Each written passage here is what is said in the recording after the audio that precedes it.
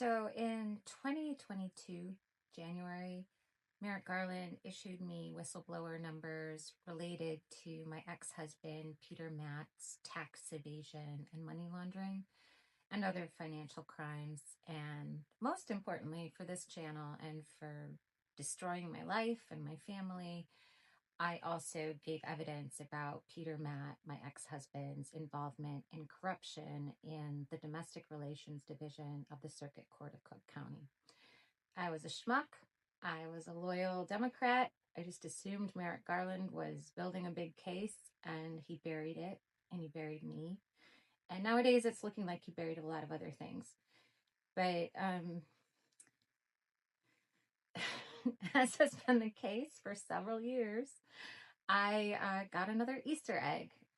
So to give you an example, and if you don't know about the corruption case and why Merrick Garland is a scumbag, one of the worst examples was a man named David Pasulka. He was a lawyer and a guardian ad litem in Chicago in the Democratic Party machine of guardian ad litem, or GAL, decides who gets to be a circuit court judge. Whoever gets the nomination, because it is a one-party town, a Peronist-style one-party corrupt system. Smoke-filled rooms, that's where they decide who gets to be a judge. And that's how they can sell it. And private attorneys are able to handle the money, and GALs are private attorneys, so they can be bribed. Trusts, guardians, executors, shares in a limited liability company. It's really easy to bribe an attorney in any number of ways. David Pasulka, this GAL, forced mothers to have sex with him by threatening to take their children away. And everyone at the court protected him, including presiding Judge Grace Stickler, who I gave Garland evidence about and testimony about. So David Pasulka had a law partner named Michael Bender, who is a former judge, an idiot. His dad was a powerful Chicago judge, and he was, in addition to David Pasulka's partner, my children's GAL. He's the one who took my children away in punishment for testifying about his crimes. I have been homeless because after reporting the corruption, one of the judges I reported has garnished so much of my income that I can't pay to support myself after rent. Even with bankruptcy, I can't discharge the child support orders that grow and grow. They suspended my license. I feel like it's only a matter of time before I go back to jail. But I'm trying to make a living. And one of the things, when I tried to use Intuit, I can't get into my account because my ex-husband is a financial criminal, and there is a fake account, a fake business in my QuickBooks account. I have another YouTube video about it, and I've done everything to remove it from my email address, to remove it from my account, and Intuit won't let me. Now, just to give you a little sense about my ex-husband, he's a German national. German, yeah. Yes, both of his grandfathers were Nazis. Both of his grandfathers were in the SS. This wasn't a secret ever. And before I married him, I said, he's rich. And so I said, is any of the money Nazi money? Are those furs from anyone not in your family? And he said, no. I was teaching kindergarten in Harlem when I started dating this man. I'd never worked in a bank. And so it probably sounds really naive to you, but I believed him. And also because of, he's very liberal about race, and certainly not anti-Semitic. So I don't usually judge people by their family. And when he said he didn't have Nazi money, I assumed he didn't. So yes, I do wonder if Peter is hiding Nazi money. But okay, the second thing to my defense, his family's wealthy, but Germans are very, very lowbrow in how they present themselves. They're not flashy. They eat very well and like to take nice vacations, but um, the neighborhood where his dad lived, like he showed me home at Cole's house, and it wasn't like set off from, you know, with like private fences and everything. It was like a suburban, a city neighborhood. So I wouldn't have thought that he had like massive amounts of money hidden somewhere. Um, I still don't know if he does. Um, but I just mentioned that because the invoice, so it has, it's still, there's a law firm that's getting billed for a company. And this company was formed in Los Angeles at the same time that Peter and I were living in Newport Beach or Irvine, California, and he was working in Orange County in Los Angeles. And the woman who opened it was an employee at a tax firm, so a wealth management attorney with ties to Switzerland. And another attorney is on documents. It's all attorneys until this invoice, and maybe bookkeepers.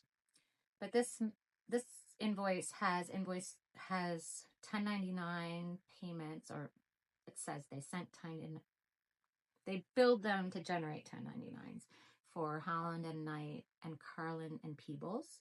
But the one that made me think about Nazis was something called Art Pro Service, um, in case somebody would be selling art, I would think. That is an item that I know is distributed after the war. So there's two billings for, well, one's at 1099 NEC and one's at 1099 miscellaneous. So I don't know what that means. I guess maybe packaging supplies. So, and then the other one is for a woman named Andrea Lair. This one, I mean, this is more speculative. Okay, I need a little more Diet Coke for this one. This one is more speculative, more intuitive than me thinking CIA agents put Michael Bender's Tinder profile in my feed. This one, so Andrea Lair, that's a pretty common name, and that's the only detail. It's like an Intuit ID and a 1099. But when I looked, I think it was LinkedIn, Andrea Lair, Los Angeles, I just really have a good feeling about the first one that came up. Because you're not real. She's definitely, well, not definitely. I messaged the woman on Instagram as a crystal dealer whose picture they took to see if she's also an accountant.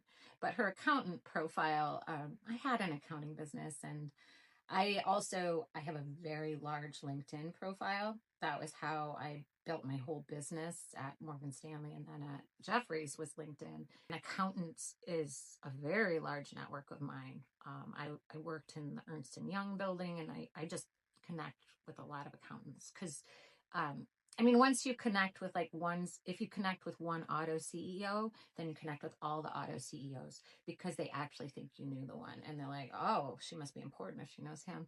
And you don't know any of them unless you're like managed to catch them. I mean, I was in sales. Andrea Lear, what's really weird is she's not real. She's AI generated. She's not the only AI generated employee. The firm that she works for, I think, is real, but she works for this company called Palomar Group AI, and so basically, they're talking about using AI to streamline for mid-market companies. It's really vague here. Business objectives, and there's like, oh my goodness, they don't really have any. I'm not sure they actually are a company, actually. I thought they were a company, but I honestly don't know that they're a company at this point. But I think a couple of the founders do exist. So when you look at the people,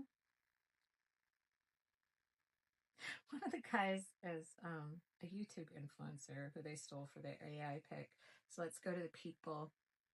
So so there's Andrea Lair, and that's the picture of a crystal dealer and accountant and adventurer. Los Angeles County, California, 34 connections. The AI didn't even get basic ages. This is what makes me wonder, like, how hard. I mean, it seems like I feel like I could write a script that would know most people are about 22 when they graduate college, so let's make the math work so it makes sense.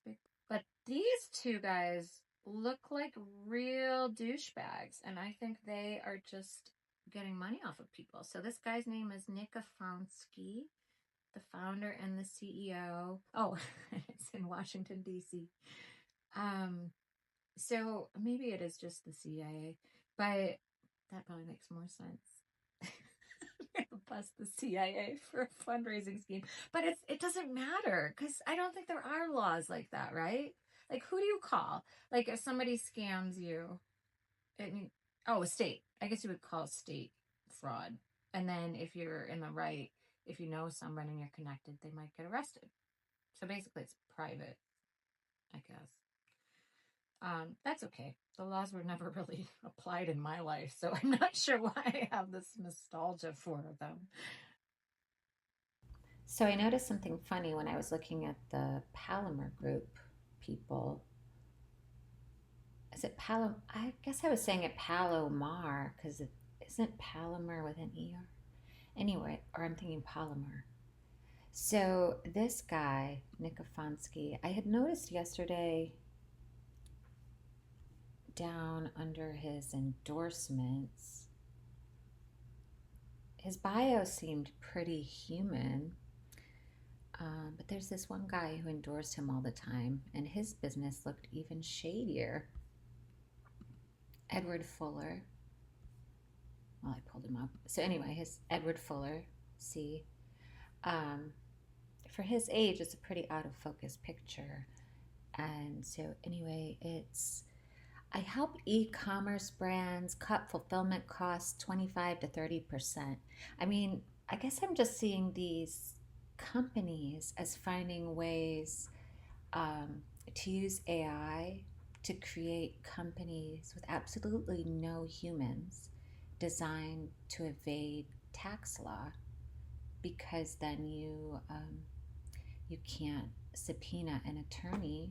It's just a fake AI company, fake AI attorney, fake AI accountant, and I'm just wondering if that's part of the purpose of having fake employees, or maybe it's just fundraising, inflate the head count, because that's what an early investor would want to see you spending on. So I did a Google image search of Edward Fuller because it's just so hard by name. And it's weird, it doesn't pull up his name. So, I mean, he looks young, so you would expect him to show up somewhere. X at least. And then it is associated with another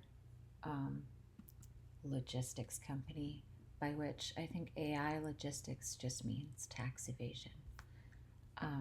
I think these companies were created when they assumed there would be federal governments, but I think we've kind of passed that. When you go to our story, it's just AI gibberish. No people, no board pictures. Our COVID moment, except no humans. I mean, maybe this is like a sincere blog. This is like the security cameras talking to each other. I don't know. I think it's a fake company. So Edward Fuller looks fake to me. His company looks fake to me. And he's endorsing Nick Afonsky, who, oh yeah, has a Washington, D.C. startup called Palomar Group. And yeah, it all looks like a fake company winding up on an invoice. So this fake company can use Intuit, but I cannot.